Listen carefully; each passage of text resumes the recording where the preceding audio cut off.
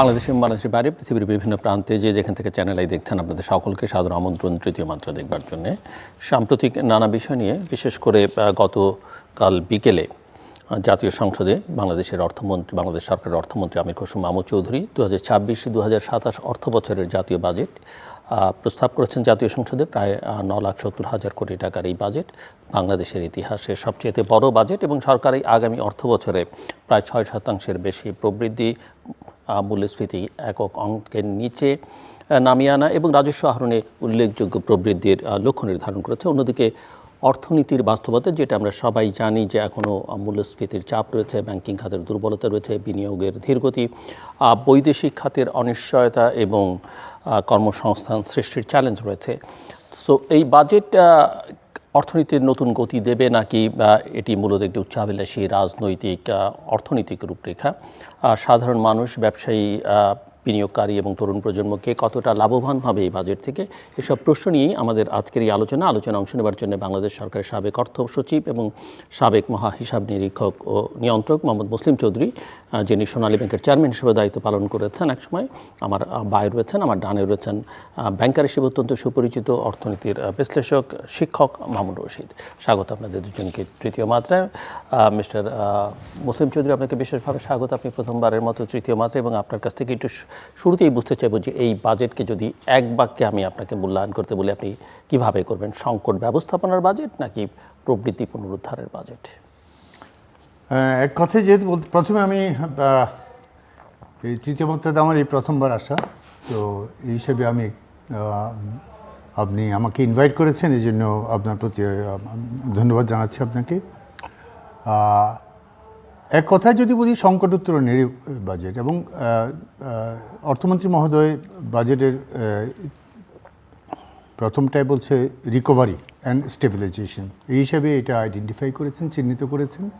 তো এই হিসেবে আসলে সংকট উত্তরণেরই বাজেট, কারণ এই বাজেটের রেস্টোরেশনটা এই মুহূর্তে যেহেতু প্রথমবার, আমার মনে হয় এটা সংকট যে আকারের বাজেট, এটা বাংলাদেশের বর্তমান অর্থনীতির যে সক্ষমতা তার সঙ্গে কতটা সামঞ্জস্যপূর্ণ বলে মনে হয় আপনার? প্রথমে বলতে হয় যে বাংলাদেশ মানে একটা ডেভেলপিং কান্ট্রি হিসেবে এইটার infrastructure, both social and physical, সব দিক মিলে যে ডেফিসিট আছে, এই হিসাবে কিন্তু এর চেয়ে অনেক বড় বাজেটই কিন্তু প্রয়োজন।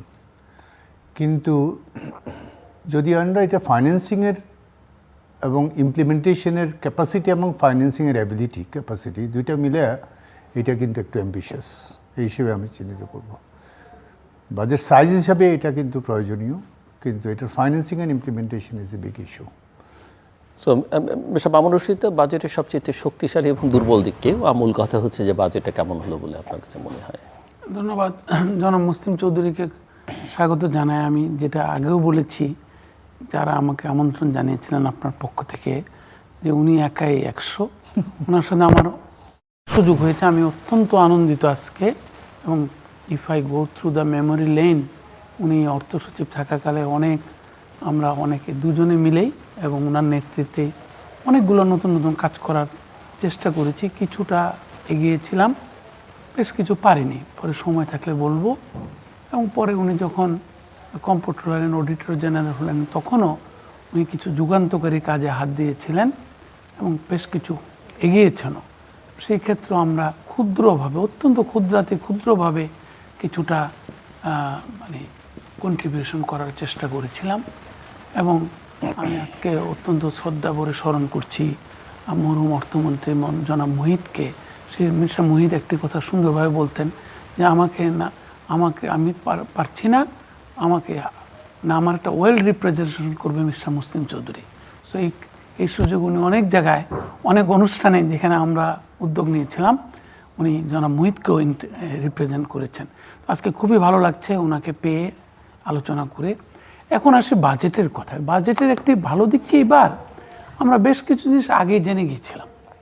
যেটা সবচেয়ে বেশি আগে জেনেছিলাম, খুব সরলভাবে অর্থমন্ত্রী বলেছেন, নতুন সরকার 20 বছর পরে এসেছি, এটা তো আমাদের উচ্চাবিলাস আছেই। আমাদের নির্বাচনী ইশতেহার ইটসেলফ ইজ এ উচ্চাবিলাসী ইশতেহার। So we want to go beyond, যেটা উনি বলেছেন। এবং আমাদের প্রাক বাজেট আলোচনায় উনি, সম্ভবত আপনি ছিলেন না, যে কিক অফ যেটা হয় বাজেটটা, তখন ওনার সহকর্মীদের অনেকেই ছিলেন আগের এবং পরের। সো সেই ক্ষেত্রে উনি ওখানেও বলেছেন যে খুব সরলভাবে বলেছেন প্রকল্প বাস্তবায়নের সমস্যা, প্রকল্প প্রাক্কলনের সমস্যা, যেটি ওনার খুব প্রিয় বিষয়। তারপরে হচ্ছে যে কিভাবে জবাবদিহিতা আনবো প্রকল্প বাস্তবায়নের পথে। দ্বিতীয় হচ্ছে গুণগত মান বজায় রেখে বাজেটে যেটাই বরাদ্দ হোক না কেন সেই টাকাটা কিভাবে আমরা ব্যবহার করব। সো এইগুলো তো আমরা মোটামুটি জানা আছে। তারপরে আমাদের যেহেতু সরকারের আয়ের সক্ষমতাটা অনেক দিন যাবতই অনেকের স্ক্যানারের নিচে আছে। তো আজকে প্রথমে প্রশ্ন এসছে, মোটা দাগে যদি প্রশ্ন করা হয়, প্রশ্ন হচ্ছে যে আগে ছিল বাস্তবায়নের সমস্যা মূলত, আপনি যেটা ক্যাপাসিটির কথা বললেন, উনি যেটা বললেন। এখন যেটা বেশি প্রতিবাদও হয়ে দেখা যাচ্ছে সেটা হচ্ছে যে আয়ের উৎস ব্যবস্থাপনা, সরকারের বাজেটের অর্থায়নের ব্যবস্থাপনা। এখন আপনি দেখেছেন যে 7,90,000 কোটি টাকার জায়গায় 9,38,000 কোটি টাকা সরকার বাজেট দিয়েছেন এবং 6,95,000 কোটি টাকা রাজস্ব বাজেট শুধুমাত্র এনবিআরই করবে 6,04,000 কোটি টাকা, তার কাছ থেকে আশা করা হচ্ছে। এবার আমি কিছু অর্থ মন্ত্রণালয়ের মানে আমি কিছুটা বলবো, আমরা যেহেতু অনেকদিন যাবৎ কাজ করি, ওনাদের সাথে কাজ করেছি, আগেও কাজ করেছি, জিজ্ঞেস করেছিলাম যে বেস্ট অফ দ্য বেস্ট কী হতে পারে। ওনারা অনেকে মনে করেন যে যেহেতু 9 মাসেই প্রায় 1 লক্ষ কোটি টাকা শর্টফল রয়েছে, 10 মাসে 1,04,000 কোটি টাকা বোধহয় শর্টফল, তো সেই ক্ষেত্রে আরও সাধারণত দেখা যায় কি জুন মাসের 15 তারিখের মধ্যে কিছু অগ্রিম কর আদায় হয় যেটাকে বলে সো অ্যাডভান্স ইনকাম ট্যাক্স। এবার অনেক ডাইনামিক হয়ে গেছে আস্তে আস্তে এনবিআর, তো তারা বেশ কিছু কাভার করার চেষ্টা করে। তো 5,50,000 কোটি টাকা যে বাজেট এনবিআরের, সেই মধ্যে তারা মনে করছেন অর্থ বিভাগ এবং অর্থ মন্ত্রণালয়ের সাথে যারা সম্পৃক্ত সব কিছু টেনে শেষ পর্যন্ত হয়তো 5 লাখ কোটি টাকার জায়গায় নেওয়া যাবে।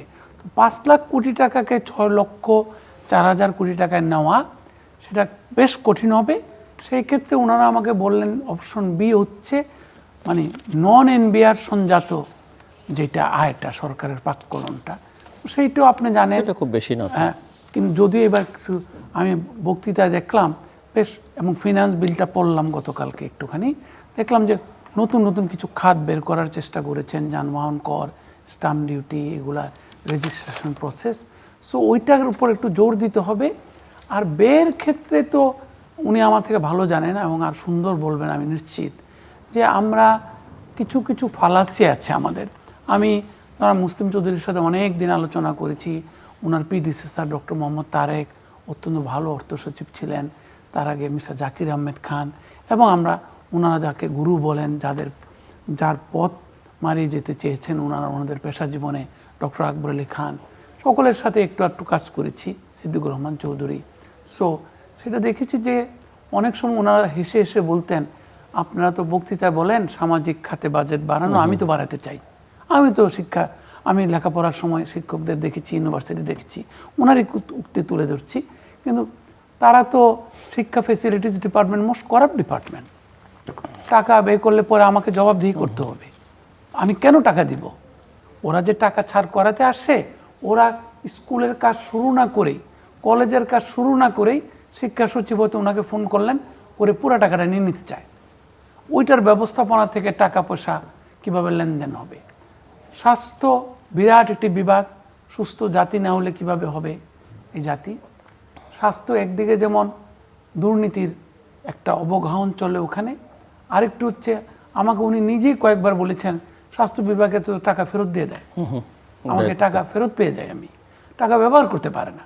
সো এই যে প্রকল্প, যেটা জনাব আমির কুসুম মাহমুদ চৌধুরী বলেছেন, গুণগত প্রকল্প গ্রহণ, প্রকল্প ব্যবস্থাপনা, প্রকল্প বাস্তবায়ন, এবং প্রকল্প বাস্তবায়নের পরেও প্রকল্পের যে ফলাফল কি হলো, উপকারভোগী জনগোষ্ঠীর উপরে তার প্রভাব কি, এই প্রকল্প যেহেতু ওনারা আমরা নতুনভাবে মানে বাজেট গ্রামারে রোল আউট প্ল্যান ইদানিংকালে এসছে কয়েক বছর যাবৎ, মিড টার্ম বাজেটারি ফ্রেমওয়ার্ক, যে প্রকল্পগুলোকে আবার নতুন বাজেটে নিয়ে যাওয়া, সেই সময় একটা অডিট করা।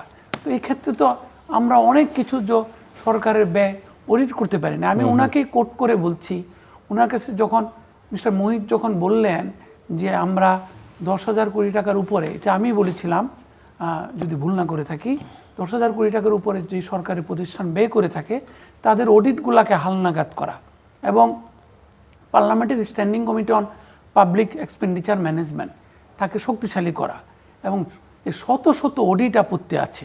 এটা উনি পরে যখন কম্পিউটার অডিটর জানিয়েছিলাম তখন আলোচনা করেছিলাম আমরা, যে শত শত অডিট আপত্তি সেগুলো নিষ্পন্ন করা, তাহলে বোঝা যাবে একটা জবাবদিহিতামূলক পাবলিক ফাইন্যান্সিয়াল ম্যানেজমেন্টকে আনয়ন করা। সেই ক্ষেত্রে উনি আমাকে নিজে নিয়ে গিয়েছিলেন, নিজে ফিজিক্যালি। ওনার অত্যন্ত স্নেহভাজন কিংবা ওনার বন্ধু হয়তো তৎকালীন জ্বালানি সচিবকে বিপিসি এবং পেট্রো বাংলার অডিটটা আমরা শুরু করতে পারি কিনা, আপনার বোধহয় মনে আছে স্যার। সো তখন নিজে কিন্তু নিয়ে গেছিলেন উনি আমাকে, ওই দোতলার একটা রাস্তা আছে মিনিস্ট্রির মধ্যে। সো কিন্তু ওই যে তৎকালীন জ্বালানি মন্ত্রী ওনার সম্ভবত সহকর্মী তো অবশ্যই ওনার বন্ধুও বটে বোধহয়, আমার যদ্দূর মনে পড়ছে। সো তখন উনি বললেন না, এখন তো আইন হয় নাই, আমার তো প্রোটোকল নাই, আমি তো বিগ ফোরকে অডিট করাতে পারবো না। তখন আমি আর উনি কিন্তু অনেক দুঃখ পেয়েছিলাম, আমার থেকে বেশি দুঃখ পেয়েছিলেন উনি, যে উনি এত আশা করে এত কিছু মিস্টার মোহিত পাবলিকলি। সো আমাদের এই যে পাবলিক ফাইন্যান্সিয়াল ম্যানেজমেন্টে এই সমস্যাগুলোর জন্য আমরা অনেকটা রেসপন্সিবল ওয়ে অফ বাজেটারি ম্যানেজমেন্টকে চালু করতে পারি নাই। তারপরও আমি এই দুইটা কথা না বললেই নয় ওনার প্রতি জাস্টিস করার জন্য। একটা হচ্ছে যে অর্থ মন্ত্রণালয়ে আইবাস প্লাস প্লাস প্রকল্প, যেটা পরে উনি আরও বিস্তৃত করেছেন, সামগ্রিক পাবলিক ফাইন্যান্সিয়াল ম্যানেজমেন্টকে আরও অ্যাকাউন্টেবল করার জন্য। এমনকি পরবর্তীকালে যে সোশ্যাল সেফটি নেটের আন্ডারে উপকারভোগীদের কাছে টাকাটা পৌঁছানো হচ্ছে কিনা এবং উপকারভোগীদের তাদের বক্তব্য কিংবা রেসপন্সটা কি, সেটাকে কেন্দ্র করে ওনারা অনেকগুলা কাজ করেছেন। ওনারা আরও কিছু কাজ শুরু করেছিলেন। আপনারা জানেন স্বাস্থ্য বাজেটের একটা বিরাট বিষয় হচ্ছে আমাদের দেশে যে বিশেষ বিশেষ রোগে আক্রান্ত হয়ে প্রতি বছর 60 থেকে 70 লক্ষ লোক দারিদ্র্য সীমার নিচে চলে যায়। এইটা নিয়ে ওনার সাথে আমার অনেক আলোচনা হয়েছিল, ওনার প্রিডেসেসরের সাথে আলোচনা হয়েছিল স্বাস্থ্য বীমা। আপনার মনে আছে যে মোহিত পাইলট প্রকল্প চালু করেছিলেন টাঙ্গাইলে, আমি যদি ভুল না করে থাকি। এগুলো কিন্তু আমরা কন্টিনিউ করতে পারলাম না। তবে আরেকটা জিনিস শিক্ষা খাতের কথা আপনি বললেন, যথার্থই আমরা উনি যখন অর্থ সচিব ছিলেন আমরা প্রত্যেকটা বাজেট প্রাক বাজেট আলোচনাকালে মিস্টার মোহিত খুব সিরিয়াসলি নোট নিতেন যে আমাদের শিক্ষার গুণগত মান বজায় রাখার জন্য ন্যাশনাল অ্যাক্রিডিটেশন কাউন্সিল কোন ইউনিভার্সিটি কী পড়াচ্ছে, কে ভালো পড়াচ্ছে, কে খারাপ পড়াচ্ছে, কার শিক্ষকদের বিচার হওয়া উচিত, এটা আমরা পারলাম না কিছু করতে। সো আমাদের সাফল্য যেমন চেষ্টা করেছিলেন ওনারা, অনেকটা ফিনান্স ডিভিশন তো এত সুন্দর ওনারা কয়েক বছর চালিয়েছেন ওনারা কয়েকজন, যে অন্য কোনো মন্ত্রণালয়ে কোনো ভালো অফিসার আছে ওনারা জানলেই কি করতেন, একটা রিকুইজিট দিয়ে নিয়ে আসতেন, আমাদেরকে জিজ্ঞেস করতেন এই যে আপনি কোত্থেকে আসলেন। আমি বললাম স্যার আমি তো গেছিলাম কৃষি মন্ত্রণালয়। কার সাথে? Additional secretary. কে এটা? আমি বললাম স্যার খুবই ভালো একটা ডেপুটি সেক্রেটারি পেলাম। বলে নাম বলেন। আমি বলি নাম তো মনে আসতেছে না। বলে ঠিক আছে পরে আপনি সাকিব কিংবা কারো ওনার সাথে সহযোগী দেন, নাম মনে নেই এখন আমার অনেকেরই, নাম বলবেন নিয়ে আসবো। সো এই যে চেষ্টাটা, তো এগুলো ভালো দিক। আমাদের অর্থ মন্ত্রণালয় প্রচণ্ড চেষ্টা করছে, এনবিআরও চেষ্টা করছে, কিন্তু আমরা কেন জানি রাজনৈতিক হস্তক্ষেপের কারণে হোক কিংবা রাজনীতিবিদদের আমরা ফিলোসফিক্যালি সম্পৃক্ত করতে পারি না বাজেট প্রসেসের সাথে, বিশেষ করে ইমপ্লিমেন্টেশন প্রসেসের সাথে, সেই জন্য হয়তো আমরা বারবার হোঁচট খাচ্ছি, বারবার আকাঙ্ক্ষিত ফলাফল আনতে পারছি না। মিস্টার মুসলিম চৌধুরী, এই যে 9,38,000 কোটি টাকার বাজেট এবং আপনি বলছিলেন যে এর চেয়ে তো বড় বাজেটও হতে পারে, সেটা সমস্যা নয়, সমস্যা হচ্ছে এর বাস্তবায়ন অর্থ থেকে আসবে। আমি জাস্ট দুটো জিনিস আপনার কাছ থেকে বুঝতে চাই যে বর্তমানে বাস্তবতা একটা সরকার যে প্রবৃদ্ধির লক্ষ্য নির্ধারণ করেছে সেটা কতটা অর্জনযোগ্য এবং রাজস্ব আহরণের যে লক্ষ্য মাত্রা নির্ধারণ করেছে সেটাই বা কতটা বাস্তবসম্মত। হ্যাঁ, প্রথমে ধন্যবাদ জানাচ্ছি মামুন ভাইকে for saying all the good things about, এবং অনেক কিছু পুরনো যেগুলো আমাদের ঐতিহাসিকভাবে আমরা বিভিন্ন আপনি যখন বলছিলেন তখন অনেক কিছু আমার রিফ্লেকশনে আপনাকে ধরিয়ে দিচ্ছিলাম স্যার। হ্যাঁ, তো যাই হোক ধন্যবাদ আপনাকে। আসলেই আপনি যদি হিস্ট্রিক্যালি দেখেন যে আমাদের রেভিনিউ টার্গেটগুলা বটম আপ না, এটা জেনারেলি আমরা বাজেট সাইজটাকে ঠিক করে তারপর আমরা ওইটার ডেফিসিটটাকে ধরেন সার্টেন পার্সেন্টেজ অফ জিডিপি ধরে 3% or 4%, দেন রেভিনিউটাকে আমরা ডিসাইড করি ট্যাক্স রেভিনিউ কত, দেন এনবিআর উপর কিছুটা ইম্পোজিশনের মতোই হয়। কিন্তু ইকোনমির এবং এটা সক্ষমতা, অ্যাট দ্য সেম টাইম আমাদের এনবিআরের সক্ষমতা, তার ক্যাপাসিটি, আর স্পেশালি ম্যানুয়াল প্রসেসের মধ্যে যে ডেফিসিয়েন্সিগুলো আছে এগুলো কনসিডারেশনে নিয়ে যে একটা টোটাল একটা পর্যালোচনা করে যে বাজেট, রেভিনিউ বাজেটটা বা ট্যাক্সের বাজেটটা ডিসাইড করে, এটা হিস্ট্রিক্যালি আমাদের হয়নি, এটা আমাদের স্বীকার করতেই হবে।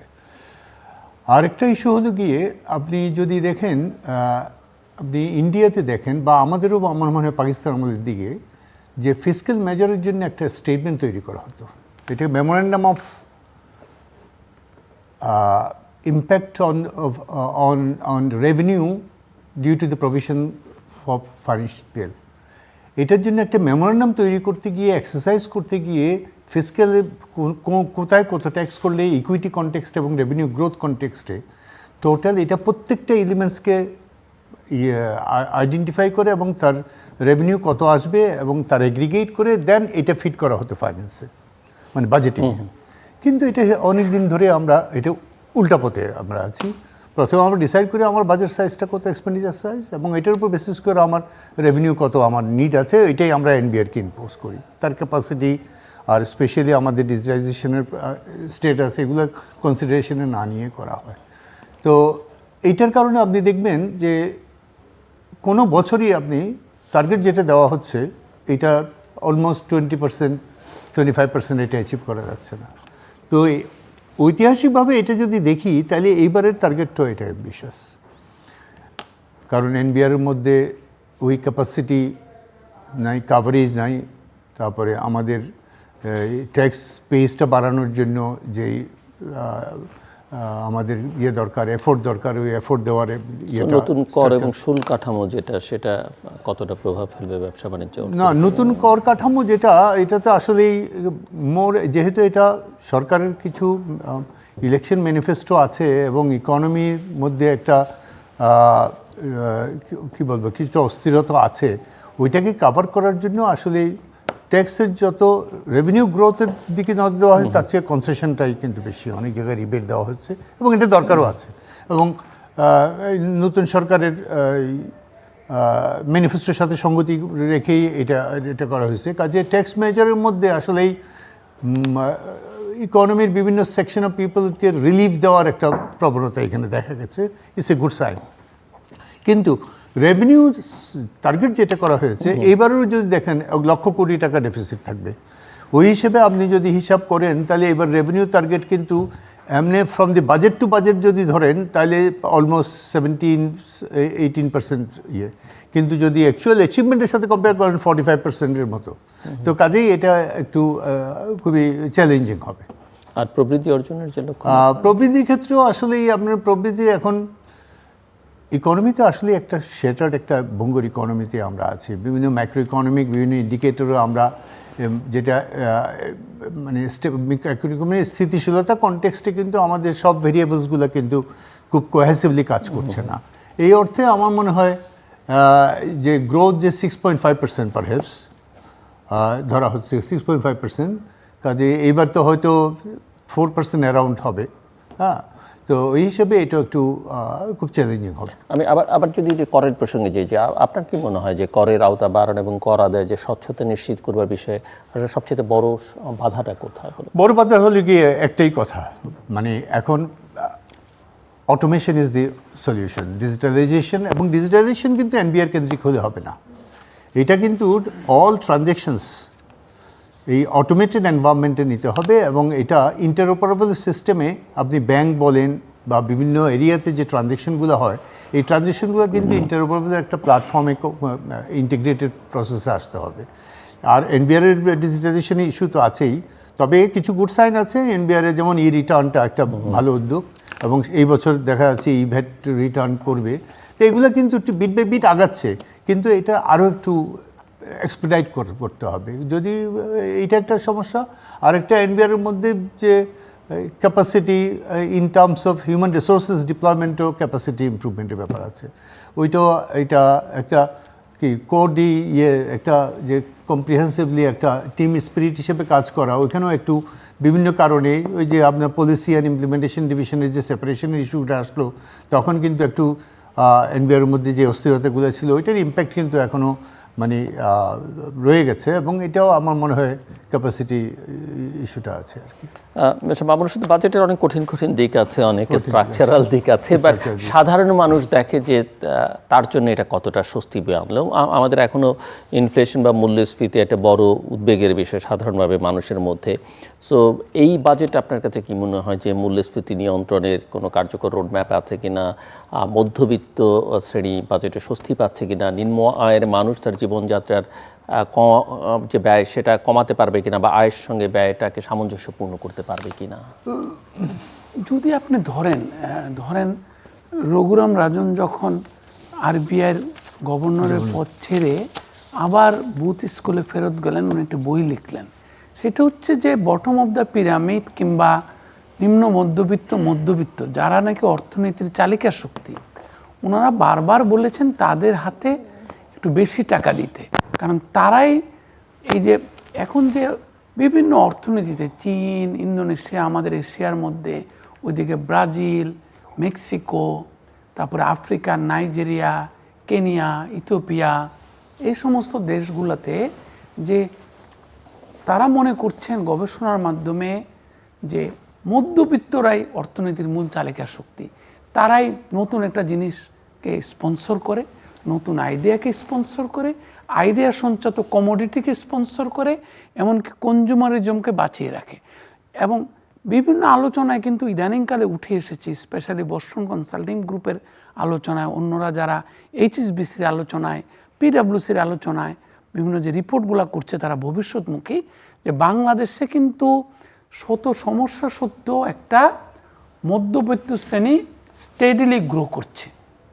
এবং এই কারণেই বিভিন্ন যারা বাংলাদেশ নিয়ে ভাবেন অর্থনীতিবিদরা, উন্নয়ন অর্থনীতিবিদরা, তারা বলেন নিম্ন মধ্যবিত্ত এবং নিম্ন মধ্যবিত্ত কীভাবে মধ্যবিত্ত হচ্ছে, মধ্যবিত্ত কীভাবে উচ্চ মধ্যবিত্ত হবে, সেই প্রক্রিয়াটাকে যতটুকু পারে সরকারের উচিত অবারিত করা। এই অবারিত করার প্রতিফলন কোথায়? প্রতিফলন হচ্ছে হাতে একটু বেশি টাকা। এইটা কিন্তু আমরা পারছি না। কেন পারছি না? আমাদেরকে মিস্টার সাইফুর রহমান, ওনার নিঃসন্দেহে মনে আছে, উনি যখন প্রথম দিকে আমাদেরকে খুব চাপে রাখতেন উনি, যে কাকে লোন দাও? দর্জিওয়ালাদেরকে, গার্মেন্টসদেরকে। উনি খুবই এটাকে সাস্টেন করতেন না। পরবর্তীকালে মিসেস খালেদা জিয়ার কারণে হয়তো উনি একটা জায়গায় এসে স্টেবিলাইজ করেছিল ওনার আইডিয়াটা। তো উনি একটা মারাত্মক ভালো আইডিয়া করছিলেন, যেটাকে আমরা বলি tax planning, public financial management আর্কিটেকচারে। যে উনি চেয়েছিলেন আস্তে আস্তে যখন বাংলাদেশের তৈরি পোশাক শিল্প নিজের পায়ে দাঁড়াবে, ট্যাক্সটা আস্তে আস্তে বাড়বে। আমি ব্র্যাকেট দিতে থাকবো, ব্র্যাক দিব, ইনসেন্টিভ দিব। সেটা কিন্তু মাঝপথে অন্যান্য অর্থমন্ত্রীরা টিকিয়ে রাখতে পারলেন না। তো এই যে পুঁজি গঠনের প্রক্রিয়া, জাতীয় পুঁজির সংবর্ধন, আমি তো ধরেন দুইটা প্রবলেম।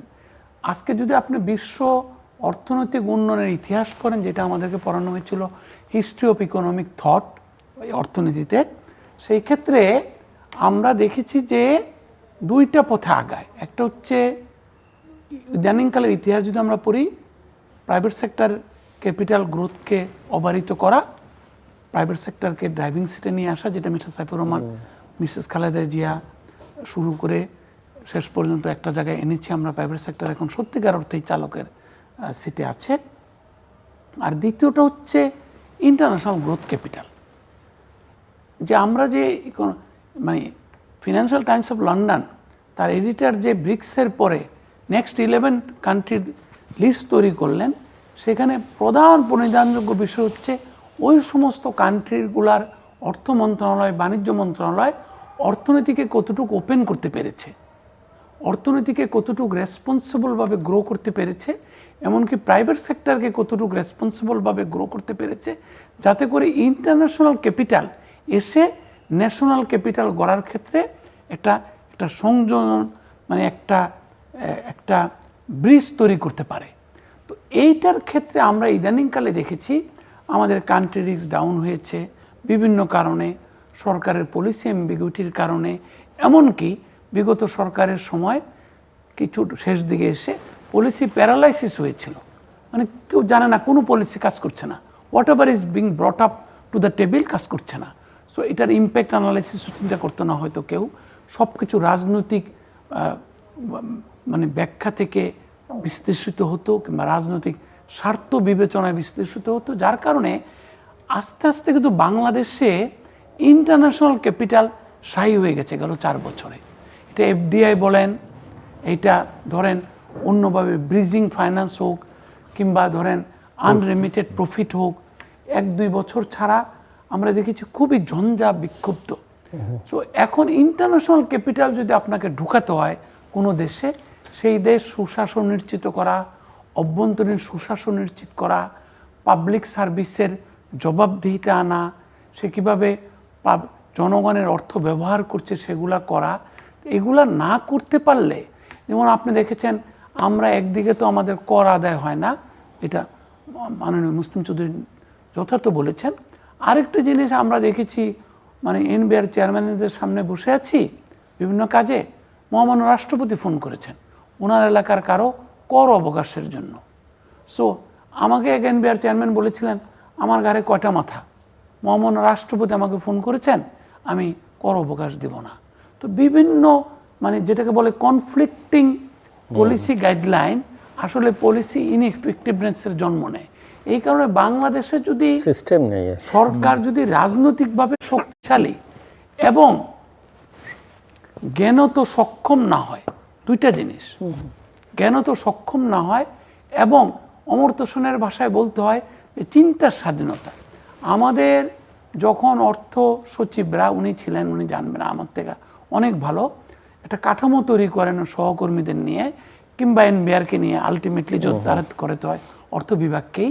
সেই ক্ষেত্রে যখন মাননীয় প্রধানমন্ত্রীর কাছে যান, ওনাকে যদি প্রচুর পিছু হটতে হয়, একটা হচ্ছে রাজনৈতিক স্বার্থ হাসিল হলো, উনি রাজনৈতিক স্বার্থের কাছে হেরে গেলেন যতটুকু কিছু চিন্তা করেছিলেন, আর দ্বিতীয় জিনিসটা কি হচ্ছে, সেটা হচ্ছে একটা জগা খিচুড়ির বাজেট হয়ে যায়। শেষ মুহূর্তে যদি কোনো কিছু বাদ দিতে হয়, কোনো কিছু ঢুকাতে হয়, এটা কিন্তু আসলে উনি অ্যাকাউন্টিংয়ের ছাত্র আমি জানি, আসলে উপরিভাবে অ্যাকাউন্টিংটা মিলানো হলেও এটাকে আমরা হাস্যাস্পদভাবে বলতাম, তাচ্ছিল্য করে বলতাম চাইনিজ অ্যাকাউন্টিং, যে কোনো মূল্যে মিলিয়ে দাও। এটা তো আসলে প্রপার ব্যালেন্স শিটের অ্যাকাউন্টিং না। তো এই কারণে বিভিন্ন অ্যাডোকিজমের জন্য আমাদের বাজেট প্রণয়ন এবং বাস্তবায়নের কার্যকরণ সাইডে অনেকটা মানে ফলাফল আনতে ব্যর্থ হয়েছে। আমি ব্যর্থ বলবো না, ফলাফল আনতে ব্যর্থ হয়েছে। মুসলিম চৌধুরী, আমরা দেখছি যে বাজেটে ঘাটতি মেটাবার জন্য সরকার একটা ঋণ নির্ভরতার উপরে আছে এবং কৌশলটাও সেরকমই মোটামুটি। এটা আসলে দীর্ঘমেয়াদে টেকসই কিনা এটা একটু বুঝতে চাই আপনার কাছে। এবং আমরা দেখছি যে উন্নয়ন প্রকল্পে ব্যয় বাড়ানো হয়েছে, কিন্তু আপনার একেবারে সূচনা বক্তব্যের মধ্যে এটা একটা ইঙ্গিত ছিল যে এটা বাস্তবায়নে আসলে সক্ষমতাটা একটা বড় প্রশ্ন এবং সেটা আসলে প্রধান চ্যালেঞ্জও বটে। আচ্ছা, এটা আসলে না বোরিং, মানে ডেভেলপিং কান্ট্রিতে ডেফিসিট বাজেট হবে এটা স্বতঃসিদ্ধ এবং এটা দরকার। কারণ এমনি আপনি যদি মেটাফরিক্যালি বলেন, আপনার যে কৃষ্টকায়ের শরীরে আপনার খাওয়া দিলে এটা দেখা যায়, এটা গ্রোথ রেটটা অনেক হাই, কিন্তু একটু মোটাসোটা হলে এটাতে আপনি যদি খাওয়া দেন তাহলে আপনি ওইটা গ্রোথটা ওইভাবে অত পার্সেন্টেজ হয় না। এবং এই কারণে আপনি ডেভেলপ কান্ট্রিগুলো যখন 2% গ্রোথ হয় তখন তারা দস্তুর মতো এটা সেলিব্রেট করে, আর আমাদের মতো দেশে এটা 7%, 8%ও আমরা 7%ও হয়েছে। তো এই কারণে আপনার এই বোরিং করতে হবে এটা সদস্য, কিন্তু বোরিংটার আপনি ম্যাক্রো ইকোনমিতে আপনার কিন্তু প্লেয়ার দুটা, একটা হলো পাবলিক সেক্টর, একটা হলো প্রাইভেট সেক্টর। আপনি যদি দেখেন in the context of employment, in the context of contribution to GDP, public সেক্টরের চেয়ে প্রাইভেট সেক্টরে কিন্তু কন্ট্রিবিউশন ইজ সিগনিফিকেন্টলি হাই এবং তার ইনভেস্টমেন্টও অনেক বেশি। যেমন আপনি যদি বলেন ইনভেস্টমেন্ট যদি 27% অফ জিডিপি বলেন, তার মধ্যে 22% হলে গিয়ে বা 21% হলে গিয়ে প্রাইভেট সেক্টর, আর বাকিটা হলে পাবলিক সেক্টর। কাজে পাবলিক সেক্টর 7% তার ইনভেস্টমেন্টের এই যে প্রয়োজনে সে যে বোরিং রিকোয়ারমেন্টটা, বোরিং তো আসবে এক্সিস্টিং মানি থেকে, মানি সাপ্লাই যা আছে তার থেকে আপনি বড় করবেন। এই দুইটা কম্পিটিং প্লেয়ারের মধ্যে পাবলিক সেক্টর যদি বোরিং সাইজটা বড় করে ফেলে, তাহলে অটোমেটিক্যালি একটা কমন সেন্সই বলে টোটাল কিটি থেকে যদি পাবলিক সেক্টর বোরিংটা বেশি নিয়ে নেয়, তাহলে প্রাইভেট সেক্টরের বোরিং কস্টও বাড়বে, তার অ্যাক্সেস টু ফাইন্যান্স রেস্ট্রিক্টেড হয়ে যাবে। তো রেস্ট্রিক্টেড এর কনসিকুয়েন্স কী হবে? প্রাইভেট সেক্টর ইনভেস্টমেন্ট গ্রোথ কমে যাবে। এবং যার কারণে কিন্তু এমপ্লয়মেন্টের ক্ষেত্রেও আপনি দেখেন পাবলিক সেক্টরে এমপ্লয়মেন্ট কত, 12 লাখ 14 লাখ এমপ্লয়মেন্ট, আর টোটাল আপনার এমপ্লয়মেন্টের লাইন পোর্শন আসতেছে কিন্তু প্রাইভেট সেক্টরের ইনভেস্টমেন্ট থেকে। কাজেই borrowing by the public sector for deficit budget, এইটা যদি আপনি ম্যাক্রো ইকোনমি সব চলকগুলোকে যদি হিসাব করে পাবলিক সেক্টর প্রাইভেট সেক্টরের জন্য তার রিকুইজিটটা না রেখে যদি করা হয়, সাইজটাতে ইভেন বাজেটের মধ্যেও যদি আপনি এটা করেন, তাহলে ultimately at the end of the day crowding out effect যেটা আমরা বলি, অর্থাৎ প্রাইভেট সেক্টর তার ফাইন্যান্স পাবে না, অথবা ফাইন্যান্স যা পাবে তাতে তার কস্ট অফ বোরিং যা হবে তাতে তার রিটার্ন প্রফিটেবিলিটিতে সে ম্যাচ করতে পারবে না, আলটিমেটলি সে নন পারফর্মার হবে। এই কারণেই আসলেই এই বোরিং যেটা এবারেও বাজেটে ধরা হয়েছে, এইবারের বাজেটও আপনি যেমন এই বছর অলরেডি 10 মাসে কিন্তু তার অ্যানুয়াল টার্গেট কিন্তু এক্সিড করে গেছে। এখন আমরা যে 9,38,000 কোটি টাকার এই যে ফাইন্যান্স করতে গিয়ে, যদিও বা আলটিমেটলি 9,38,000-এর মধ্যে হিস্টোরিক্যালি দেখা গেছে প্রায় 80%-এর উপরে হবে না, এইবার তো আরও কম হবে। তো ওই জায়গায় কিছু সেভ হবে হয়তো বা, কিন্তু তারপরও মানে কেয়ারফুল থাকতে হবে যে এই বোরিংটা এক্সেসিভ বোরিং যদি নেওয়া হয় তাহলে প্রাইভেট সেক্টরের ক্রেডিটের উপরে ইম্প্যাক্ট করবে। আরেকটা বিষয় হলো গিয়ে এখন এই যে বোরিংয়ের মধ্যে কিন্তু দুইটা কম্পোনেন্টের মধ্যে যে এক্সটার্নাল বোরিং কম্পোনেন্ট আছে, এটা কিন্তু অনেকগুলাই কিন্তু ফার্ম কমিটমেন্ট বেসিসে না, এবং এটা আলটিমেটলি আপনার এক্সটার্নাল বোরিংটা নির্ভর করবে এই যে আমাদের মাল্টিল্যাটারাল ডেভেলপমেন্ট এজেন্সিগুলো আমাদেরকে কীভাবে দেখছে, তারপর বায়োল্যাটারালের মধ্যেও আমাদের কিভাবে পাচ্ছি। আর এখন তো এমনও মানে ইয়েতে মানে ডেভেলপ কান্ট্রিগুলোতে বা মাল্টিল্যাটারাল এজেন্সিগুলোও কিন্তু আগের মতো কনসেশনাল বোরিংয়ের হারটা এত ওপেন নাই, তারাও কিছু কিছু রেস্ট্রিকশন করে ফেলেছে, তাদের রেট অফ বেড়ে গেছে, ইন্টারেস্ট বেড়ে গেছে। তো সব দিক মিলে এক্সটার্নাল বোরিংয়েরও কিছু পার্ট যদি আবার লোকাল বোরিং দিয়ে মিট করতে হয়, তাহলেও কিন্তু এটা একটা নেগেটিভ ইম্প্যাক্ট পড়বে। কাজেই বোরিংটা উপর ডিপেন্ড, কারণ যেহেতু রেভিনিউটা আমাদের টার্গেট যদিও বা বেশি দেওয়া হয়েছে, কিন্তু এই টার্গেট যেহেতু ফিল আপ হওয়ার পসিবিলিটিস কনফার্ম না, কাজেই ওইটাও কিছু স্পিল ওভার ইফেক্ট এসে বোরিংয়ের উপর পড়তে পারে। কাজেই সব দিক মিলে আরেকটা প্রশ্ন করছেন যে ওই যে উন্নয়ন প্রকল্পে যে ভাড়াটা বাড়ানো হয়েছে, সেটা আসলে বাস্তবায়নের সক্ষমতার ক্ষেত্রে আমি একটা বিষয়, আমি চ্যালেঞ্জটা যেটা বলি, আমি একটু অন্যভাবে কথাটা বলি। আসলেই আমাদের যদি সাংবিধানিকভাবেও দেখেন, আমাদের লোকাল গভর্নমেন্ট আর্টিকেল 59-60 যদি দেখেন, প্ল্যানিং, বাজেটিং, তাদের ফান্ড ম্যানেজমেন্ট, তো তাদেরই কিন্তু শিক্ষা, স্বাস্থ্য এবং even local development of infrastructure, এগুলোতে কিন্তু লোকাল গভর্নমেন্টের বাজেটের মাধ্যমে ম্যাক্সিমাম হওয়ার কথা। এখন দেখেন আমাদের এই বাজেটটা ইমপ্লিমেন্টেশন মেশিনারি কিন্তু সেন্ট্রাল গভর্নমেন্টের মেশিনারি কিন্তু একেবারে গ্রাসরুট লেভেল পর্যন্ত সেন্ট্রাল গভর্নমেন্টের মেশিনারির মাধ্যমে এটা ইমপ্লিমেন্ট হওয়ার মতো। তো কাজে এটা টপ ডাউন, এটার মধ্যে ওনারশিপ থাকবে না, এবং এটার মধ্যে আপনি যারা ইউজার অফ দি বাজেট, যাদের জন্য আমার বাজেটটা করছি, তাদের কিন্তু পার্টিসিপেশন অ্যাবসেন্ট। আমাদের বাজেট কনসালটেশনে যে প্রাক বাজেট বলি আমরা, কতগুলা মানে হোয়াইট কলার কি বলবো, মানে এলিটিস্ট, হোয়াইট কালার না বলে এলিটিস্ট একটা কনসালটেশন, এই যে অমুক অ্যাসোসিয়েশনের রিপ্রেজেন্টেটিভ, সিভিল সোসাইটি, কিন্তু যাদের জন্য আমরা, যাদের বেনিফিটের জন্য এই বাজেট, ওই বাজেট তাদের পার্টিসিপেশন কিন্তু নাই। এটা না থাকার পিছনে কারণ হলো গিয়ে আমাদের টোটাল বাজেটটা সেন্ট্রাল গভর্নমেন্টের মেশিনারির মাধ্যমে ইমপ্লিমেন্ট করার ইয়েতে আছে, অথচ হওয়া উচিত যে সেন্ট্রাল গভর্নমেন্টের বাজেট হবে strategic budget, defence, foreign affairs, তারপরে national highways and all this.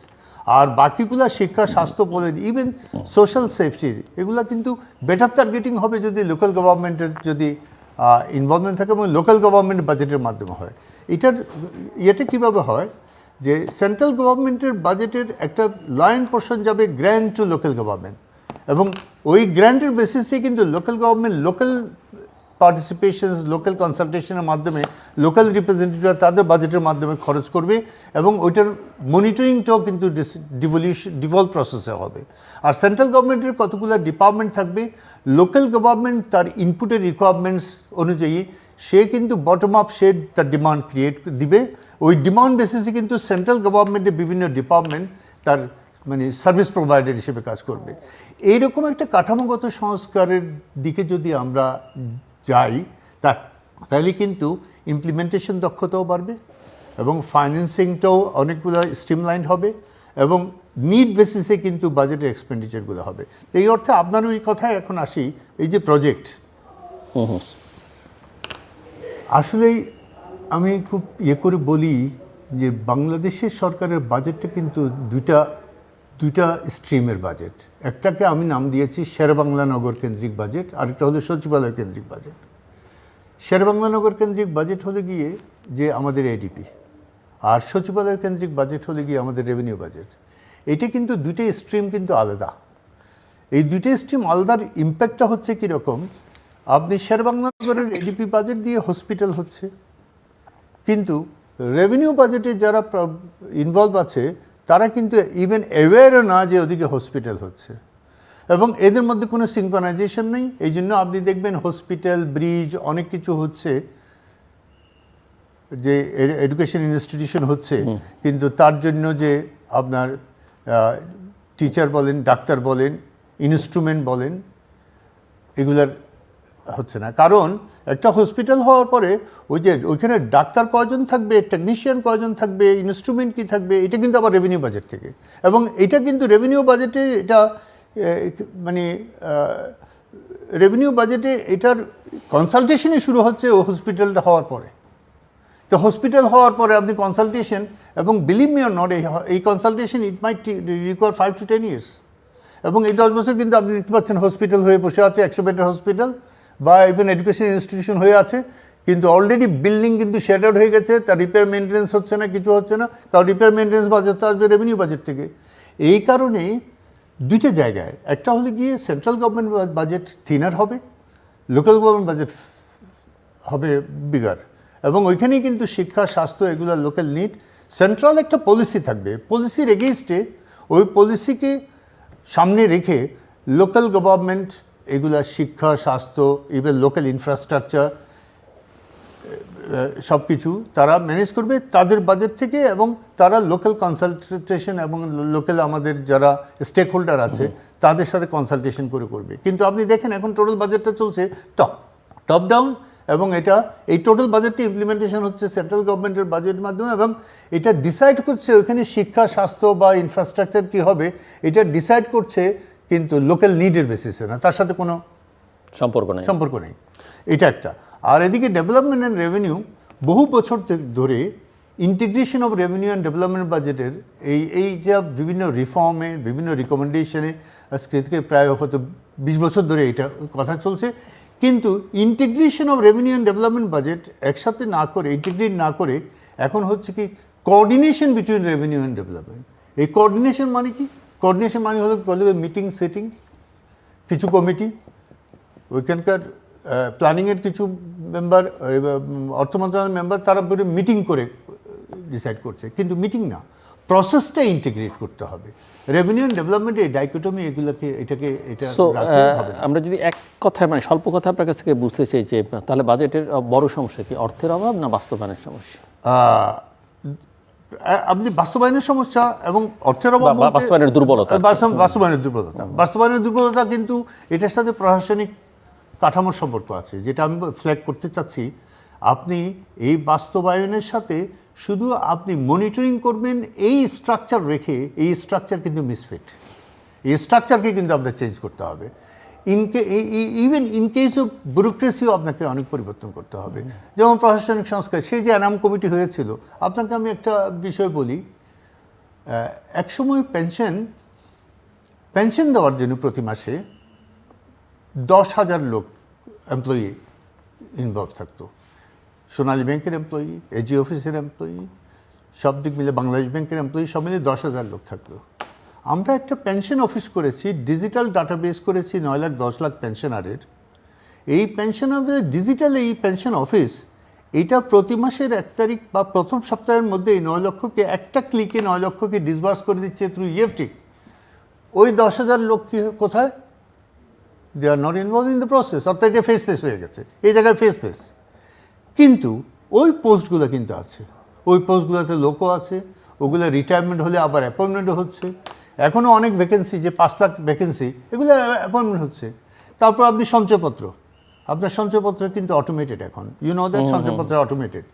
এই সঞ্চয় একটা অধিদপ্তর আছে, সঞ্চয় অধিদপ্তরের এগুলো কতগুলো ব্যুরো আছে, তারা সঞ্চয়পত্র বিক্রি করার জন্য প্রায় 20-25টা ব্যুরো আছে, ওইখানে হিউম্যান রিসোর্সেস আছে। কিন্তু এই সঞ্চয়পত্র কিন্তু অটোমেটেড এখন। তো অটোমেটেড হওয়ায় তাহলে এখন রিভিজিট করার দরকার আছে, সঞ্চয়পত্র অধিদপ্তরটাকে আবার রিভিজিট করার দরকার আছে। কাজে এইরকম আপনি অনেক জায়গায় প্রশাসনিক সংস্কারের, অর্থাৎ কাঠামোগত সংস্কার, ইভেন সিভিল সার্ভিসের মধ্যে আপনার সেন্ট্রাল গভর্নমেন্টের সিভিল সার্ভিস এবং লোকাল গভর্নমেন্টের সিভিল সার্ভিস, এটাকে সেপারেট করা। কারণ সেন্ট্রাল গভর্নমেন্টের সিভিল সার্ভেন্টরা যেমন শিক্ষা অফিসার মানে উপজেলার যদি লোকাল গভর্নমেন্ট থাকে, লোকাল গভর্নমেন্টের মধ্যে শিক্ষা অফিসার কিন্তু ওনার কন্ট্রোলে না। শিক্ষা অফিসার আসতেছে ডিজি শিক্ষা থেকে ট্রান্সফার পোস্টিং হচ্ছে, হয়তো লোকাল গভর্নমেন্ট এটা অ্যাওয়্যারও না, তার কন্ট্রোলও নেই। তো ওই জায়গায় এই সংস্কার না করলে, এবং এর সাথে বাজেট বাস্তবায়নের কিন্তু সম্পর্ক আছে, এবং এফিশিয়েন্ট ইফেক্টিভলি এটা যার জন্য রিসোর্সটা দেওয়া হচ্ছে ট্যাক্স পেয়ার্স মানি, তার ট্যাক্স পেয়ারের বেনিফিটের জন্য, রেট পেয়ারের বেনিফিটের জন্য তাদের কোনো ইনভলভমেন্ট যদি আনতে চান, তাহলে দুইটা জিনিস, একটা integration of revenue and capital budget, but the so called development budget, আরেকটা হলে গিয়ে আপনার সেন্ট্রাল গভর্নমেন্টের বাজেটকে থিনার করা, লোকাল গভর্নমেন্টের বাজেটকে সেন্ট্রাল গভর্নমেন্ট গ্র্যান্ট দিবে এবং পারফরমেন্স বেসড এটা থাকবে। আরেকটা জিনিস হলো গিয়ে এই লোকাল গভর্নমেন্ট কমিশন লাইক একটা কমিশন রাখা, যারা লোকাল গভর্নমেন্টগুলোর পারফরমেন্স ইভ্যালুয়েট করবে, বেঞ্চমার্কিং করবে, তাদের গ্রেডিং করবে, এবং এই গ্রেডিংয়ের বেসিসে কিন্তু বাজেট গ্র্যান্ট কত যাবে কোথায়, ওইটাও কিন্তু লিঙ্ক করা হবে। এই সমস্ত রিফর্ম কিন্তু খুব জরুরি হয়ে পড়ছে, এবং আমি মনে করি যে এই গণতান্ত্রিক সরকার যেটা করলে ওনাদের এই সমস্ত ইনিশিয়েটিভগুলো প্রথম 2 বছরের মধ্যে 3 বছরের মধ্যে করতে হবে, কারণ পরে করলে এটা বিভিন্ন কারণে, আর তখন মাথার মধ্যে নির্বাচন আস্তে আস্তে নির্বাচন ঢুকতে থাকবে। মিস্টার মামুন রশিদ, একটু আমি বুঝতে চাই আপনার কাছ থেকে যে বেসরকারি খাতের জন্য এই বাজেট আসলে কতটা উৎসাহব্যঞ্জক এবং দেশি বিদেশি বিনিয়োগ আকর্ষণে কি ধরনের বার্তা দেওয়া হলো? আসলে বেসরকারি খাত তো আসলে বেশি কিছু চায় না। বেসরকারি খাতকে জিজ্ঞেস করলেন, ভালো যদি কোনো উদ্যোগ থাকে জিজ্ঞেস করেন, সে চায় নীতি পরিবেশ উন্নত করা, সে চায় মানে নীতিগত স্থিতিশীলতা এবং সুশাসনটা অনেক বেশি, সে চায় পলিসি কন্টিনিউইটি, সে চায় আমাকে ইভেন আপনি মনে করেন কর সুবিধার চাইতেও তারা ওই দিকে তারা চায় বিজনেস কন্টিনিউইটি, নো অ্যাম্বিগুইটি। আসলে তো বিষয়টা কি জানেন, আমরা তো বাজেটটা বুঝি, কিন্তু আমি যে এত একজন উচ্চ পর্যায়ের করদাতা, প্রতিবার মনে হয় যে আরও কমপ্লেক্স করে ফেলা হলো। এইটা যে কেন এত কমপ্লেক্স, কেন ইজিলি করতে পারি না আমরা, স্ল্যাব চেঞ্জ করা, তারপরে মানে ওয়েলথ সারচার্জ এগুলাকে। তারপরে এবার একটা উদ্যোগ লক্ষ্য করেছি ভালো, আমি ফিনান্স বিলটা গতকাল সন্ধ্যায় একটুখানি দেখলাম, যে ভ্যাট পর্যায়ে একটু ইজি করার জন্য একটা চেষ্টা আমার কাছে মনে হয়েছে।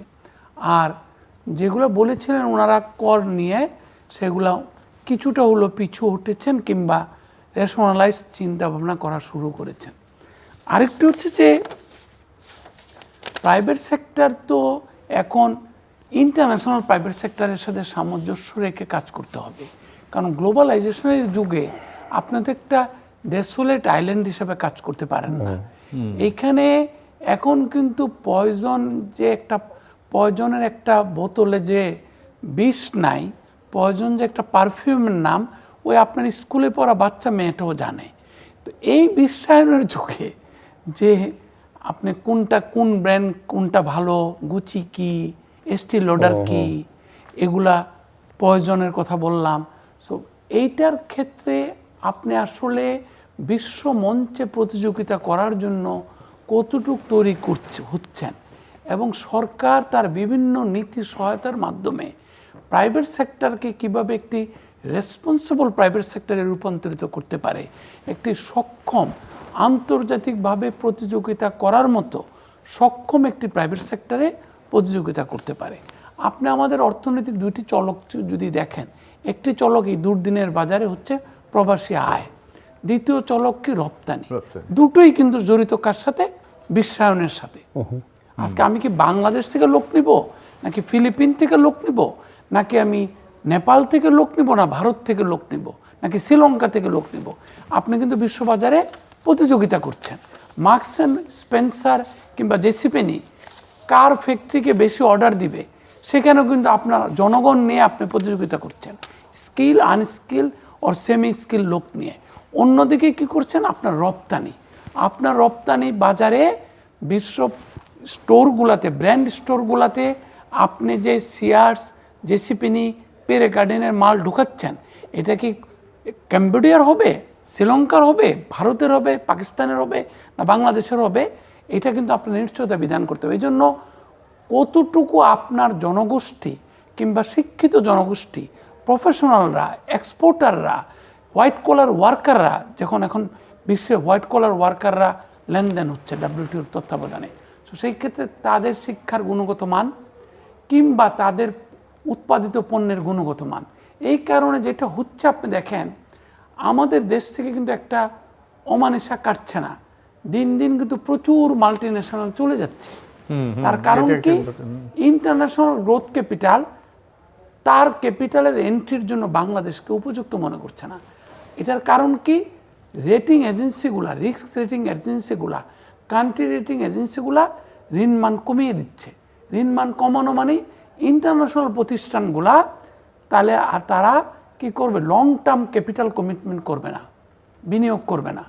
আপনি হয়তো বলবে না বাইরে, আপনি দেখবেন ইন্টারন্যাশনাল ব্যাঙ্কগুলো এমনকি গভর্নমেন্ট সিকিউরিটিতে, জিস্যাক, গভর্নমেন্ট ট্রেজারি বন্ডে, ট্রেজারি বিলে, যেখানে প্রাইভেট সেক্টর ব্যাঙ্কগুলা প্রাইভেট সেক্টরকে বঞ্চিত করে সরকারের ট্রেজারি বন্ড কিনছে উচ্চ হারে। উনি যেটা বললেন যে সরকার বঞ্চিত করছে প্রাইভেট সেক্টরকে, পাবলিক সেক্টর। সেইখানে বিদেশি ব্যাঙ্কগুলা কিন্তু 3 মাসের বেশি বন্ডে ইনভেস্ট করতে পারছে না, বিকজ অফ দ্য রিস্ক। নতুন ক্যাপিটাল সে কমিট করতে পারছে না বিদেশি কোম্পানিগুলা। এটা কিন্তু একটা অমানিসা। সুতরাং আমাকে অভ্যন্তরীণ সুশাসন, রাজনৈতিক সুশাসন নিশ্চিত করতে হবে। আরেকটি কথা উনি বলতে গিয়ে বলেন নাই, হয়তো কিছুটা সলজ্জ ছিলেন, কিছুটা সময় পাননি, সেটা হচ্ছে যে IMF-এর 3 মিলিয়ন না 5 মিলিয়ন না 6 বিলিয়ন ডলার ঋণ, সেটা বড় কথা, আস্থাটা বড় কথা। ওরা একটা লিগে চলে, আমাদের কুমিল্লায় বলে মেলে চলা, একসাথে চলা। সো এইগুলা, এই আস্থাটা অর্জন করতে হবে। উনি কিন্তু একটা মারাত্মক কথা বলেছেন, আমাদের যে অভ্যন্তরীণ সূত্র থেকে এবং বিদেশি সূত্র থেকে যে আমরা টাকা সংস্থান করব বাজেট ডেফিসিটকে মিলানোর জন্য 1,16,000 কোটি টাকা, আর আমি যদি ভুল না করে থাকি 1,27,000 কোটি টাকা। সেই ক্ষেত্রে যদি বিদেশ থেকে উনি নিজেই, উনি তো নিঃসন্দেহে এখনও কাজ করেন, কিছুদিন আগ পর্যন্ত সোনালী ব্যাংকে ছিলেন, আমি জানি ওনার বোর্ডেই অনেক সরকারি কর্মকর্তারা ছিলেন, তাদের সাথে যোগাযোগ আছে। যদি বিদেশি জায়গার থেকে, সূত্র থেকে যদি টাকা না আসে, উনি যে আশঙ্কাটা প্রকাশ করেছেন যে প্রাইভেট সেক্টরকে বঞ্চিত করে সরকার বড় করবে, আরেকটা ডেঞ্জার হতে পারে যদি বেশি বড় করতে হয় সরকারকে, যদি রাজস্ব আয় না বাড়ে, যেটা উনি নিজে আশঙ্কা প্রকাশ করেছেন, আসলে আকাঙ্ক্ষিত আর বাড়বে না, তাইলে ওনার উপরে তার কথা নাই আমাদের, তাই না? সুতরাং এখন আমি একটা পেলাম, আমরেলাও পেলাম, আপনার উপর দিয়ে বেঁচে গেলাম। সো তারপরে দেখেন আপনি তাকে কিন্তু টাকা ছাপানো ছাড়া পথ নেই, হাই পাওয়ার মানি ছাড়া পথ নেই তার। তো এইগুলা কিন্তু, আর একটা মারাত্মক জিনিস আজকে উঠে এসেছে, আমি ওনাকে ধন্যবাদ দিতে চাই, সামগ্রিকভাবে আমাদের budgetary management, budgetary architecture management and overall public financial ম্যানেজমেন্টটা উনি যে বলেছেন, আপনি দেখেন আমাদের পার্শ্ববর্তী যে দেশ ভারত, তারা কিন্তু এই পি চিদাম্বরম, তারপরে প্রণব মুখার্জি, এখন নির্মলা সীতারামন, তারা কিন্তু একটা, এমনকি RBI, উষা থোরাটের ওয়ার্ল্ড ইকোনমিক ফোরামের যে বক্তব্য রেখেছিলেন উনি, সেটা ধরে আমি বলতে চাই, বিহার ভার্সাস দিল্লি, তারপরে উড়িষ্যা ভার্সাস মহারাষ্ট্র, এইটার মধ্যে যে কেন্দ্র এবং অঞ্চল, তাদের মধ্যে যে একটা পারমিটেশন কম্বিনেশন মিলিয়েছেন, উনি যে বলেছেন সেন্ট্রাল বাজেট, আপনি দেখবেন যুক্তরাষ্ট্রে যদি যান, আপনি দেখবেন কি জানেন, প্রত্যেকটা স্টেট, প্রত্যেকটা মিউনিসিপ্যালিটি সেলফ ফিনান্সিং মিউনিসিপ্যালিটি হয়ে গেছে। আপনি দেখবেন গোল্ডম্যান স্যাক্স, মর্গান স্ট্যানলি, মেরিল লিঞ্চ, তারা মিউনিসিপাল বন্ড ছাড়ছে। কেন মিউনিসিপাল বন্ড ছাড়ছে? কারণ তারা মনে করে সেলফ লিকুইডিটি ভাবে তার কাউন্টিকে পরিচালনা করবে। আর সেন্ট্রাল গভর্নমেন্ট দেখবে কি নাগরিকের বেকারত্ব ভাতা কিংবা ফেডারেলের যে দায়িত্ব আছে, তার প্রতিরক্ষা মন্ত্রণালয়, প্রতিরক্ষা বাজেট, এগুলা, ইনল্যান্ড সিকিউরিটি, তারপর national highway, inter state highway, তারা ওগুলা দেখবে। বাকি সবগুলা জিনিস নিউ জার্সি তার ট্যাক্স কম, নিউ ইয়র্কের ট্যাক্স বেশি। ওই আরেকটা জায়গায় এখন ভারত শুরু করেছে প্রতিযোগিতা, যে উড়িষ্যাতে আমাকে dazzling Orissa, welcoming Bihar, employing Kerala, তারা প্রত্যেকটা স্টেট একে অপরের সাথে সুস্থ প্রতিযোগিতা শুরু করেছে। পলিসি পরিবেশটা ঠিক করবে শুধুমাত্র কেন্দ্র। তো এইগুলা কিন্তু আমাদের ভাবার, যুক্তরাষ্ট্রের উদাহরণ দিলাম, ভারতের উদাহরণ দিলাম, আমাদের ওভারঅল আরেকটা জিনিস কেন হচ্ছে, আমি ওনার সম্মানই বলতে চাই, উনি নিঃসন্দেহে আমার সাথে একমত হবেন। আমাদের সময় পরম্পরায় প্রত্যেকটা মিনিস্ট্রিকে ওনারা কি করেছেন, রাজনৈতিক দল, রাজনৈতিক সরকার একটা অপারেটিং মিনিস্ট্রিতে রূপান্তরিত করেছেন। এজিফ বাংলাদেশ আর্মির এক একটা ইনফ্যান্ট্রি ডিভিশন, প্রত্যেকে যুদ্ধ করছে, প্রত্যেকে নিজেদের কাজ করা। কিন্তু এইটা বাদ দিয়ে আজকে উনি বললে, আপনারা বলেছেন এনবিআর-এ দুটি ভাগ, আমি এটার পক্ষেই না। আমি ওনাকে প্রশ্ন তুলতে চাই, যেহেতু ওনার সাথে অনেক আলোচনা হয়েছে আমার পাবলিক ফাইন্যান্সিয়াল ম্যানেজমেন্ট নিয়ে, একদিকে উনি আমার শিক্ষক তুল্য, সেই হিসাবে চিন্তা করলে, যে আমাদের আইআরডি আছে অর্থ মন্ত্রণালয়ের তত্ত্বাবধানে, আইআরডির সচিব আবার এনবিআর সচিব, আইআরডিকে পূর্ণাঙ্গ সচিবালয়ে রূপান্তরিত করা হোক, ওনারা পলিসি দিক। আর এনবিআর, তারা অত্যন্ত মেধাবী লোকেরা ওখানে আছে এনবিআর, যাদেরকে দেখবেন আপনি প্রত্যেকে each of them are trained, internationally trained. সেইখানে তাদেরকে যদি ইমপ্লিমেন্টেশনের দায়িত্বটা দিতেন, এবং উনি আরেকটা কথা যেটা অর্ধেক বলেছেন, এবং এনবিআর-এর রিচটা যদি আমরা ওনাদের সাথে মিলে গ্রোথ সেন্টার স্টাডি করেছি, ইকোনমিক করিডোর স্টাডি করেছি, আপনি দেখবেন কি যশোরের একটা বাজার প্রচন্ড বর্ধিষ্ণু একটা বাজার, চট্টগ্রামের একটা দেখবেন উপজেলাও না, দু একটা বাজার, অত্যন্ত টাকা পয়সার লেনদেন, প্রচুর টাকা পয়সার লেনদেন হয়। আর লাস্ট বার ওগুলাকে আমরা ট্যাক্স প্রশাসনের কাছাকাছি নিতে পারছি কিনা। আর লাস্ট বার দ্য লিস্ট, দুর্নীতির কারণে, ট্যাক্স ফাঁকির কারণে, জবাবদিহিতার অভাবে বাংলাদেশ তৃতীয় বিশ্বের দেশে, যেখানে টেকনোলজি একটা বিরাট ফ্যাক্টর হয়ে যাচ্ছে, তারপরেও প্রচুর ক্যাশ ট্রানজ্যাকশন হয়। আমরা অনেক অনেক দূরে আছি ক্যাশলেস সোসাইটির। আমাদের একটা বিরাট লক্ষ্য হওয়া উচিত যে আমরা কত দ্রুত ক্যাশ ট্রানজ্যাকশন কমাতে পারি এবং ক্যাশলেস সোসাইটির পথে যেতে পারি। এবং সেই ক্ষেত্রে আমি নিশ্চিত উনিও আমার সাথে একমত হবেন, আমাদের দাতা গোষ্ঠীরা সবাই আমাদেরকে হেল্প করতে চায়। এবং আমাদের তো সৈনিকরাও তৈরি, আমাদের বাচ্চারা যেই পরিমাণ টেকনোলজি ব্যবহার করার ক্ষেত্রে এগিয়ে এসেছে, তাদেরকে ব্যবহার করলে আমরা এগিয়ে। ধন্যবাদ মিস্টার চৌধুরী, আমার হাতের সময় নেই, জাস্ট 1 মিনিট সময় আপনার শেষ করবার জন্য প্লিজ। না, এটা মানে যেটা মামুন ভাই বললেন, এর মধ্যে দুইটাই ইনিশিয়েটিভ কিন্তু ভেরি ইম্পর্টেন্ট, যে আপনার এই যে ট্যাক্সের ক্ষেত্রে আপনার ট্যাক্সের গ্রোথের জন্য ফেসলেস করা, নাম্বার 1, হিউম্যান ইন্টারফেসটা মিনিমাইজ করে দিতে হবে টোটালি।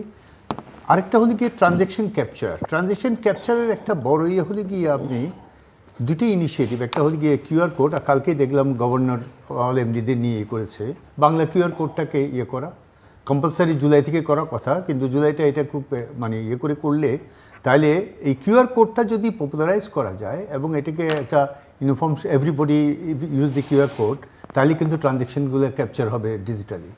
নাম্বার 2 হলে গিয়ে আপনি মাউন্ট ভাই নিশ্চয়ই জানেন, সেন্ট্রাল ব্যাংক ডিজিটাল কারেন্সি কিন্তু ওয়ালেট ইন্ডিয়া করেছে এবং সাকসেসফুলি স্টার্ট করেছে, যে লাইক ইয়োর ওয়ালেট, প্রিন্টেড মানি না রেখে ডিজিটাল ওয়ালেট সেন্ট্রাল ব্যাংকের ওনারশিপ একটা ওয়ালেট দিচ্ছে। আমাদের এখানে শুরু হয়েছে প্রকল্প, না প্রকল্প শুরু হয়েছে, কিন্তু এটা আমাদের এখানে শুরু হয় না, এখন কাজ হয়নি। তো এই সেন্ট্রাল ব্যাংক ডিজিটাল কারেন্সি ওয়ালেটটা যদি করা হয়, তাহলে কিন্তু আপনি এই ওয়ালেটটা যখন ডিজিটাল ওয়ালেটটা থেকে যখন মানি ইউজ করবেন, that will be captured in the system.